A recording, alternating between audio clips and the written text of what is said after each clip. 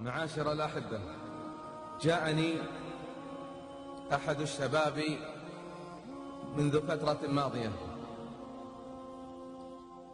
وبدأ يعرض مشاكله وما هي أكثر مشاكل الشباب.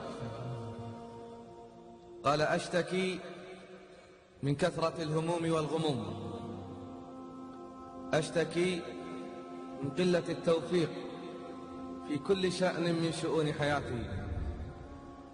ما طرقت بابا إلا وجدته موصدا مغلقا، ما أقدمت على مشروع إلا باء بالفشل.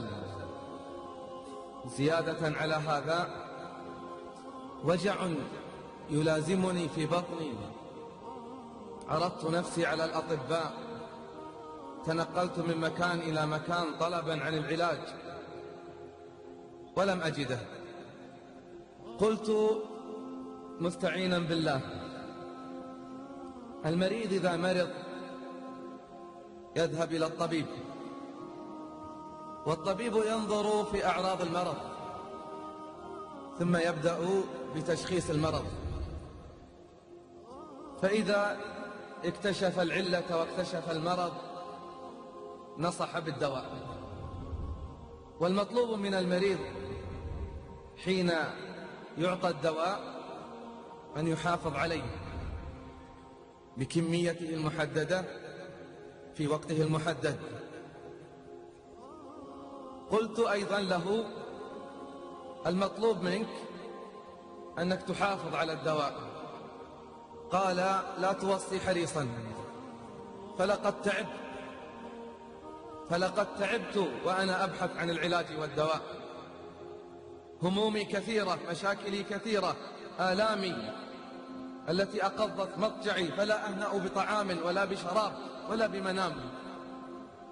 قلت: العلاج موجود، لكن المطلوب منك أنك تحافظ على العلاج وتداوم عليه. قال: وما هو؟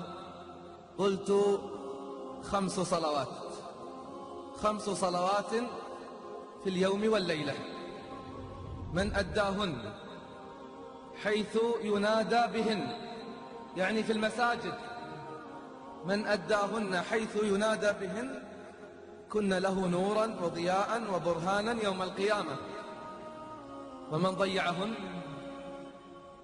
ضيعه الله يوم القيامة. فمن اتبع هداي فلا يضل ولا يشقى. وأي هدى أعظم من المحافظة على الصلوات؟ هذا هو العلاج، هذا هو علاج ذلك الشاب وعلاج مشاكل كل واحد منا.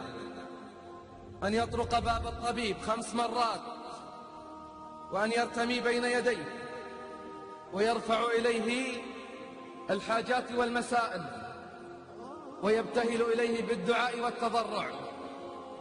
والله لن تحل مشاكلنا ولن تكشف همومنا ولن تتبدل أحوالنا إلا إذا استقمنا في الصلوات.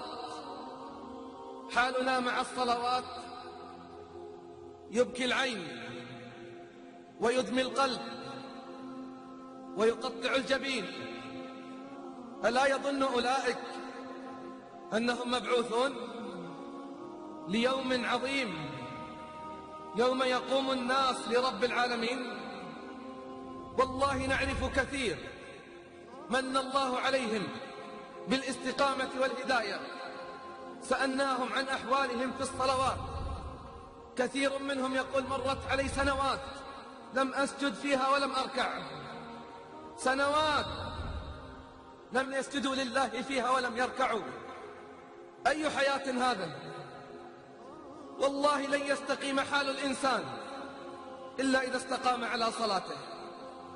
والله إنك لن تتقرب إلى الله بقربة أعظم من المحافظة على الصلوات.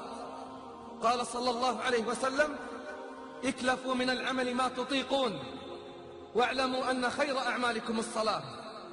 والله لن ينفعك صوم ولا حج ولا زكاة ولا أي نوع من الأعمال إلا إذا صلح أمر الصلاة. أول ما يسأل عنه العبد يوم القيامة سيسأل عن صلاته.